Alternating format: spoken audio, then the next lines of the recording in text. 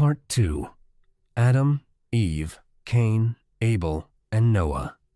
The expanded perspective of the Book of Jubilees. The first commandments given to Adam. After recounting the story of creation, the Book of Jubilees continues with the appearance of the first human being. Like the Book of Genesis, it states that Adam was created on the sixth day.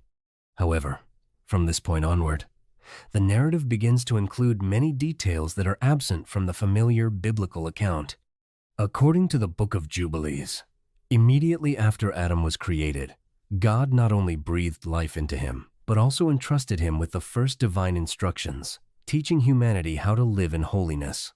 These commandments did not first appear during the time of Moses. Rather, they had been established from the very beginning of human history.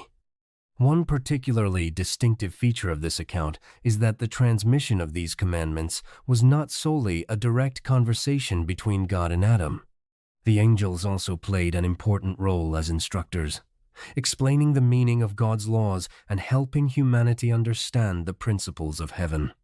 According to the text, Adam was taught to honor the Sabbath, maintain ritual purity, respect the sanctity of marriage, and live according to the divine order established by God. These principles are presented as the very foundation of the law that would later be formally revealed centuries afterward. Through this portrayal, the Book of Jubilees emphasizes that God's law is not the product of a particular historical period. Instead, it is an eternal standard that has existed ever since the world was created. The angels, humanity's first teachers. Another striking feature of the Book of Jubilees is the prominent role assigned to the angels during humanity's earliest days. In the Book of Genesis, God speaks directly with Adam and Eve. The Book of Jubilees, however, expands this picture by describing angels as constant companions and instructors of the first humans. These beings, known as the angels of the presence, are entrusted with delivering God's commands, explaining the meaning of holiness, and helping Adam understand his responsibility as the steward of creation. Their role extends even further. They teach humanity how to worship God, offer sacrifices, and faithfully preserve the covenant he established. Through this expanded narrative, the Book of Jubilees portrays a much closer relationship between heaven and earth than the traditional biblical account suggests. Humanity is never left to navigate the world alone, but is continually guided by heavenly beings who faithfully serve in God's presence. The fall and its far-reaching consequences. Like the Book of Genesis, the Book of Jubilees recounts Adam and Eve's act of disobedience when they ate from the tree of the knowledge of good and evil. However, this book places far greater emphasis on the lasting consequences of that event. According to its author, the fall did more than simply lead to humanity's expulsion from the Garden of Eden. It shattered the harmony that had once existed between humanity and the divine order established by God. From that moment onward, suffering, sickness, exhausting labor, and death entered the world. Nor was humanity alone affected. The entire created order was damaged. Nature gradually lost its original perfection, while mankind became increasingly vulnerable to temptation and evil. The Book of Jubilees presents this event as the beginning of a long and ongoing conflict between righteousness and rebellion, a theme that, according to the book, runs throughout the entire biblical story.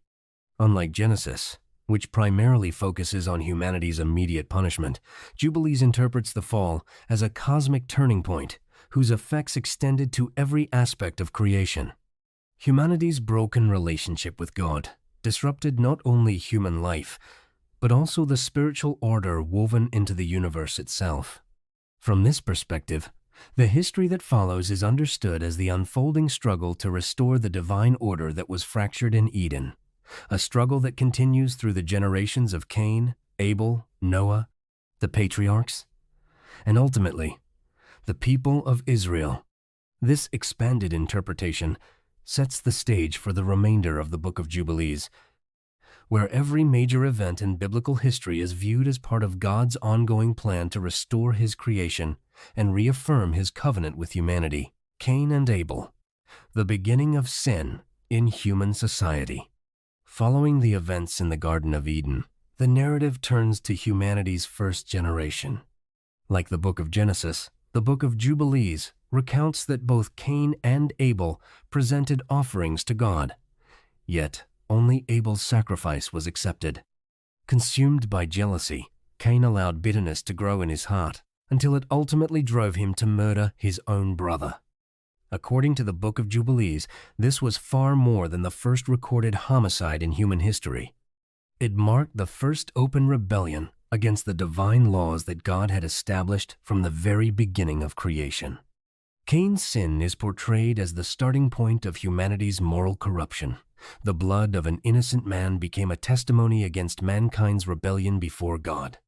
Through this account, the Book of Jubilees emphasizes that every human action carries spiritual significance and produces consequences far beyond what can be seen with the physical eye. Seth, the keeper of the righteous line. After Abel's death, God blessed Adam and Eve with another son named Seth. In the Book of Jubilees, Seth's role is expanded considerably.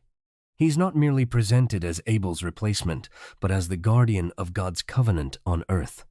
According to the book, the angels continued to instruct Seth and his descendants, enabling them to preserve the divine commandments first entrusted to Adam. Through Seth's lineage, the knowledge of the true God was faithfully passed down from generation to generation, even as the rest of humanity drifted further into sin. This creates a striking contrast between two family lines. One remained faithful to God's righteousness, while the other increasingly turned away from his will. The world before the Great Flood. As the human population multiplied, wickedness spread across the earth. The Book of Jubilees paints this picture in far greater detail than the Book of Genesis. According to its account, humanity alone was not responsible for the world's corruption. Fallen angels also played a significant role in plunging creation into chaos. These rebellious angels are said to have taught mankind forbidden knowledge, enabling people to misuse power, embrace violence, and violate the divine order established by God. The result was a society consumed by evil. Human life was no longer valued. Violence became an accepted way of life. Greed and selfishness dominated human relationships. Even the natural world suffered under the weight of humanity's corruption. According to the Book of Jubilees, the world had reached a point where, without God's intervention, his entire creation would have collapsed under the burden of its own wickedness. The Nephilim and the growth of evil. One of the most controversial sections of the Book of Jubilees concerns the Nephilim. While the Book of Genesis mentions them only briefly, Jubilees offers a much more detailed explanation. According to the text, these giants came into existence after the fallen angels united with human women. Their existence unleashed unprecedented violence, warfare, and destruction throughout the earth. The Nephilim are portrayed as symbols of humanity's violation of the boundary that God had established between the heavenly realm and mankind. Their presence accelerated the world's descent into corruption, bringing it ever closer to divine judgment. Noah, the guardian of God's covenant in an age of corruption. Against this dark backdrop, the Book of Jubilees introduces Noah as a rare beacon of faithfulness. He is described as a righteous man who feared God and faithfully preserved the commandments that had been handed down through his ancestors. According to the Book of Jubilees, Noah's mission extended far beyond building an ark to save his family. He also became the guardian of God's sacred laws in a world that had abandoned nearly every moral standard. Following the Great Flood, God established a new covenant with Noah.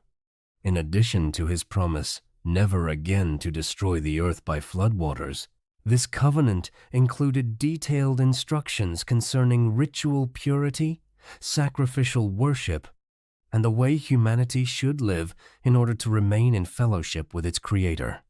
The Book of Jubilees emphasizes that these commandments were not entirely new. Rather, they were a continuation of the divine laws first given to Adam and faithfully preserved through the righteous line of Seth. In this way, Noah became the bridge between the world before the flood and the new humanity that emerged afterward. Through him, God's plan of redemption was preserved, preparing the way for the patriarchs who would appear in the generations to come. The Book of Jubilees concludes this section with a powerful message. No matter how widespread sin becomes, God always preserves a faithful remnant through whom his purposes will be fulfilled. It is through this righteous lineage that Abraham will,